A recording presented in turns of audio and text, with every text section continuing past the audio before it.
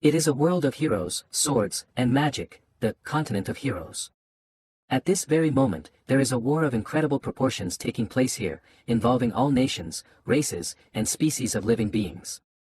This war was started by a demon queen hoping to destroy all living beings and conquer the entire world. Launching their invasion by surprise and with incredible power, the demon army, supported by the power of their queen, was so strong that no one could stop their attacks. They passed through the empires of various races and creatures like a knife through butter, leaving behind only death, ruins, and smoke from burned cities. Mighty warriors, mages, and heroes of various races tried to stop them, but their strength was miserable compared to the demon queen. Very soon, only the human race survived and continued to resist, no matter what. And so the demon queen gathered her army of horrible and repulsive creatures, demons, for the last battle that separated her from dominating this world. But the human empire, due to constant internal quarrels and rebellions, was not fully prepared for the last battle, so after the first defeats, their empire crumbled just like their defense. They helplessly surrendered, forgetting their fallen heroes who stood in their defense. As soon as the human empire fell, the demon queen, by the way, her name was Elizabeth, proclaimed herself as the sole and undisputed ruler of this world. Having covered the whole world with her ominous shadow, she did not want to stop and continued to cherish her evil plans known only to her. Meanwhile, the capital of the human empire is being defeated by an army of demons. Surrounded by the ruins of the once incredible palace and the bodies of the last defenders of this citadel, the high mage looked at the ruins in despair in the presence of the prince. In the throne room, the high magician Barrow began to make his last speech, in which he assured that in the future a hero would surely appear who would defeat and destroy the demon Queen Elizabeth, as it was described in ancient legends. He was putting all the despair and rage that he was feeling at what he was seeing around him into it. However, suddenly he fell to the ground from the prince's blow. Taken by surprise by this betrayal, he had no time to do anything. He could only guess at the prince's motives and goals. Prince Vis Malfoy leaned over the defeated teacher and mentor, with a seemingly good-natured face, but his words were pure poison. He said that he should take Her Majesty's orders seriously and that no one was interested in his opinion at all, he was only given orders that he should immediately obey. The Supreme Magus could not even move and only lay helplessly at the traitor's feet. Gathering the remnants of his strength, he shouted in his face everything he thought about him, the traitor of the human race. How he regretted that he had not seen this in him earlier and mistakenly hoped to raise him into the hero promised in ancient legends who would save them from demons. Hearing his words, the prince went mad with rage and, unable to contain his anger, was going to finish the job he had started. The rage and hatred that filled him released his true demonic nature. And when he was about to end it all with words of contempt for his teacher and his father, who had long since died, a voice rang out, a voice of such power that the prince instantly stopped a moment before the end. It was Elizabeth herself. She had other goals for him and death would have been too easy for him to participate in. The prince was forced to stop an inch from his goal. And despite all his desire, he could not finish what he had started. The order of his mistress was so strong. Elizabeth wanted to know more about this prophecy. She wondered if it was really possible that in the future one of these weak and insignificant people would be able to challenge her. It should have been interesting and fun. After all these years of war she had never met a single opponent worthy of her. However, she did not show it outwardly. She just said with contempt, "Worthless man, you'd better explain what you mean, otherwise." She knows 1,000 ways to make a person suffer a fate worse than death. And looking into those red eyes, there was no doubt about it. Then the frightened magician began to shout that the prophecy said that the promised hero must come and only he could pull the holy sword out of the stone. And the day he pulls the sword out, the power of demons over people will come to an end. This holy sword is stuck in a stone platform in the main hall. But then he stopped and assured her that he would never tell her again. And he would never betray the human race. But it turned out that just one look from Elizabeth was enough for him to give her all the information she needed. And in a moment, the platform with the sword emerged from the secret hiding place. It was the holy sword, Alpha, or the first, the sword of myths and legends, which defeated countless enemies. Looking at it, Elizabeth wondered if this legend was true and if the one who would draw it would really have the power and the right to challenge her. Or maybe it was just another nonsense from pathetic people. However, when she touched the hilt of the sword, she felt its considerable power and potential. Immersed in her thoughts, she walked toward the throne. Out loud she said, "How interesting." As she approached the throne, with a subtle smile and a twinkle in her eye, she said that she would wait here on the throne until the hero arrived. Thus began the reign of the demon queen over all the races and peoples of this world. In the first year, countless guards of demons and traitors stood at the gates of her throne room to keep all her subjects in fear and obedience. But after a year, no one dared to rebel, and the guards became fewer. Then even fewer. By the fourth year, only a few guards remained on duty. In the fifth year, no one guarded the queen's throne room at all. Over time, the seemingly cruel rule of the demon queen became familiar to the inhabitants of this world, and life and prosperity began to return to cities throughout the continent of heroes. Bustling commerce filled the streets, and creatures of all kinds hurried about their business. Demons, elves, beastmen, gnomes, humans, everyone had a place in this world. Under the leadership of the demon queen, all past disputes and hostility between the races disappeared. Everyone had equal opportunities, and no one had an advantage over others. Without disputes and claims against each other, everyone was finally able to live in peace and harmony with others.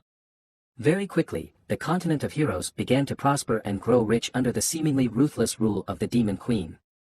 Because of this, many began to worry and fear the return of the hero, which could destroy the fragile peace.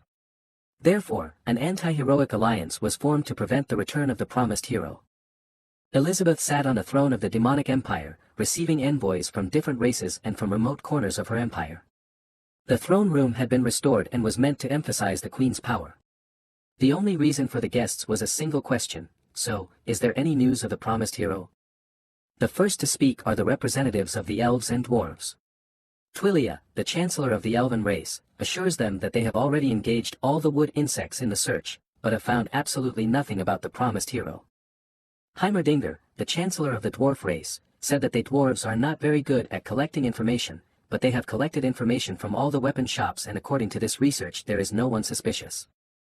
Then the representative of the humans, Aristotle, spoke, and he said smugly and proudly that he believed that even if the promised hero did appear, he would not be able to stand up to all of us. We didn't have to worry about him at all. The next to speak was the demon chancellor, Jim, who could hardly hide his anger, and immediately said, in response to Aristotle's words, that he might not know because he had only recently joined, but that Her Majesty was not afraid of the promised hero. On the contrary, she really wants him to come. He also whispered that the queen had collected all kinds of ancient books on magic and martial arts to study. At the same time, with a reverent whisper, the Beastman Chancellor added that Her Majesty could destroy the continent of heroes in a matter of seconds. The elf exclaimed that it was all the fault of the idiot Barrows. What prophecy? That's just nonsense. That with Her Majesty they could just let the promised hero die. At the same time, a noise began to come from the doorway, and a clumsy old man entered the room shouting, "Cancel the hero, cancel the hero." Heimerdinger only tiredly noted that as soon as someone starts talking about Barrow, he immediately appears, as in the famous saying. Wearing a loose shirt and pink underpants, Barrow Smith moved around the room, shouting loudly. Once a high magician and priest of the human race, he was now the president of the Demon Queen's fan club and the Association Against the Promised Hero. Once the pride of the human race and a model of behavior and dignity, he had become a henchman and a petty sycophant of the Demon Queen. Just one snap of Elizabeth's fingers and incredible magical power is released from her hand. This stream of magic, like a huge hand, picks up the unfortunate magician and priest, knocking the breath out of him and all the junk he brought with him. Pulling him to her, Elizabeth asks him with a seemingly sweet smile, "Where is the promised hero?" Scared to death, squeezed by an incredible force, he begins to make a lame excuse. That the prophecy might not be accurate or even true at all. Especially if the purpose of the prophecy is not at all what was expected. Like, for example, her unsurpassed majesty. Their sweet conversation was interrupted by the young prince, who said with all his graciousness that the old priest was right. That it was a great insult to believe in this stupid prophecy and apply it to Her Majesty. This unfortunate priest had recently found something that allowed him to say that. But before he could finish, he received a powerful slap from the queen that knocked him out. She didn't even look in his direction and just threw him over her shoulder with contempt. "Get lost, you bum." As soon as he came to his senses, he could only say that he completely agreed with this and realized his pitifulness. The irritated queen called the priest a pile of garbage and threw him across the hall into the wall. With a distinctive sound, he crashed into it halfway through his body, leaving only the edge of his robe and ridiculous pink underwear outside. An expected fate for such a jester. Elizabeth, with a determined expression on her face and straightening up to her full height, began to say that she was the ruler of everything and had reached the top of this world. She held the power of the whole world in her hands. She is waiting for a legendary hero who will be able to challenge her and will finally be able to entertain her. And then he will be just a stepping stone to her even greater glory. She studied all the ancient magic books of the hero continent and after endless attempts was able to create doomsday magic to be ready for the hero's test. And she began to approach the sword she had been contemplating for the past 15 years. The sword, like Excalibur, was illuminated by the rays of the sun, exquisitely decorated with gold and precious stones. The queen continued to approach the sword wondering, why is the hero nowhere to be seen, where is he? She continued to stare at the sword with concentration. And there it was at arm's length, so shiny and beautiful and at the same time powerful and deadly. So, since the hero does not go to Elizabeth, she will come to him. And she took the hilt of the sword with a stone expression full of determination that her subjects had not seen for a long time. As soon as everyone in the room realized what their queen was going to do, they were filled with fear and bewilderment. They all wondered how she dared to do this. They immediately started shouting at her to stop. But their opinion was worthless to her, so she gripped the hilt of her sword with all her strength and tenacity. And with the words, "I am coming to you," she began to pull it. The whole hall was filled with flashes of energy coming from the queen. But even with such power she could not do it all at once, but she continued to pull with all the strength she had. Sweat began to drip down her terrible and beautiful face. The expression of maximum tension was frozen on her face. It was a scary and dangerous sight. The wind and lightning of pure energy began to demolish everything around. None of those present in the throne room could stand on their feet, and only the timely reaction of the demon chancellor saved the others from danger. He created magical shields that protected everyone else, except for the talentless priest, who was flying around the hall with a part of the wall. There was no limit to their amazement. Would the demon queen pull out the holy sword? A whirlwind of incredible energy pierced the ceiling of the palace like paper and flew into the sky. What could have caused this? Finally, the demon queen drew the holy sword, and when the smoke cleared, Elizabeth appeared before everyone, sword in hand. With a mockery she asked, who said that only a legendary hero could pull out this sword? She was about to throw it away as another piece of trash, when suddenly images of the countryside began to appear before her eyes, mountains, a valley, and then a lonely house. It was not very clear, but it was enough for her to realize where the legendary promised hero was hiding. With the satisfied smile of a predator who has stalked its prey, Elizabeth said, "Yes, this is where you are hiding." Raising her hand, she began to prepare a spell of displacement. And now, enveloped in the glow of symbols and words in an ancient and long-forgotten language, she was going to arrive immediately at that unfortunate hero. The sycophantic prince tried to go with the queen, asking her to allow him to continue serving her. And when he almost reached her, with a puff of smoke, the queen disappeared, leaving only one bright red hair in his hand. He could only breathe out, "My teacher, Elizabeth." And he remained standing there, confused, with his hand outstretched. Meanwhile, in the village of newcomers, in a valley among the impregnable mountains, somewhere on the outskirts of the continent of heroes, a young peasant is working hard in the field under the scorching sun. Even a large straw hat does not help him escape the heat and he is forced to wipe the sweat from his face with a handkerchief. This is the legendary hero. He works quietly in the field and is completely satisfied with his life. He does not even realize what fate awaits him ahead. Let's take a closer look at his story. It turns out that he is not from this world. His name is Li Ping and he was an ordinary office worker. He lived an ordinary and boring life, didn't like to play games or watch anime. His only pleasure was watching his favorite short videos on his way to work on public transportation. These were short videos about farming. They talked about different tips for fertilizing the soil for different types of plants, as well as processing the harvested crops into ready-to-eat meals. He also liked videos about animal care. In other words, he loved everything about agriculture and such a simple, carefree life. He was so jealous of those who made these videos. He wanted to live the same life so badly. He had dreamed about it so many times, but one day something was different. Suddenly, everything around him disappeared. And only the strap of the transport remained in his hand. A new world was already surrounding him with a flock of dragons in the air, flying majestically by. Different air, different sky, different mountains, everything new. And then Lee realized that this was not a dream, not a vision. He was frightened and confused. How could this have happened to him? As time went on, under the guidance of the novice system, he slowly learned the basic skills of survival in this world. In fact, at first he knew nothing about this completely different world, but it did not scare him at all. After all, this was the simple farming life he wanted so much. Lee felt his strength and health had improved compared to his life in the previous world. However, after a while, an information window appeared with the following message: "Dear player, after this period of rookie training, you have fully fulfilled the conditions necessary to leave the rookie village. Please start your adventure." But our hero was so pleased with how things were going that he wondered why he had to leave. He was so happy here, what else did he need for a happy life? Then the next message appeared, emphasizing that after he leaves the newcomer village, he will meet all kinds of people and creatures in this world. He would be able to learn a variety of sword and magic skills, and perhaps become a legendary hero who could defeat the demon queen who had taken over the world. And then he was asked to start the adventure again.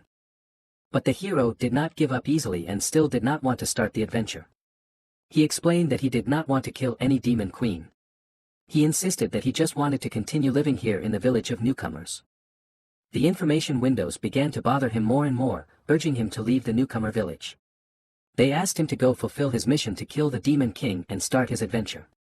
Then they began to convince him that the later he left the newbie village, the stronger the demon king would be. That learning sword and magic skills would allow the legendary hero to get treasures and all kinds of interesting encounters. Then the system simply required him to start the adventure. Over and over again. The system kept telling him to leave the newbie village and start the adventure, but it seemed that there was nothing the system could do to him except give him messages and couldn't force him to leave. Lee decided that he could go to hell with this demon king, he just wanted to stay here and live like this forever. There is something that makes the newcomer village special. It's a special time barrier that completely hides the newbie village and keeps it safe. Inside this barrier, one day lasts much longer than 24 hours. And this allows you to do much more inside the barrier than outside it. Our hero Li Ping used this time to hone his farming skills to perfection. He gained a lot of experience and increased his physical strength. He also went hunting in the forest where he became a master of archery and agile movement. He learned to be as quiet and invisible as a shadow. He became a master at making objects. He spent a lot of time in meditation and reflection, increasing his spiritual power. He still didn't know anything about swords and magic, but it didn't matter to him because he wasn't going out on an adventure. He traded the points he got from the newbie tasks to slowly build his perfect house out of junk. This went on until one day, when suddenly, the barrier surrounding the village exploded, leaving one last angry message for Lee: "How stupid, in this world of sword and magic, where you can do whatever you want and become whatever you want. All you do every day is farm, completely ignoring my advice. You're not a legendary hero at all. You only know how to get newbie points and exchange them for maintenance tools. You don't want to learn any skills with a sword or magic at all. You're not interested in my adventure help features at all. I hate it. I hate you. I hope you die soon by the hand of the Demon King." The system disappeared, leaving no trace behind. Our hero just exhaled a sigh of relief. He thought that finally there would be no more annoying notifications. And everyone would leave him alone. After a hard day's work in the field, he felt hungry and decided to make himself dinner. But he noticed that he was running out of firewood and decided to chop some more. As he approached the log to chop the wood, he remembered that he hadn't brought his special axe with him. He had left it in the woods when he chopped wood in the morning. Suddenly, the sky was covered with clouds and countless lightning bolts appeared among them. A strong wind rose. Lee looked up, not understanding what was happening. It was the first time he had ever seen anything like this. Frightened and confused, he said, "Not now." Elizabeth appeared from the sky, surrounded by lightning. It was a spectacular appearance. Satisfied that she had finally found this unfortunate legendary hero, she smiled to herself, hoping for fun ahead.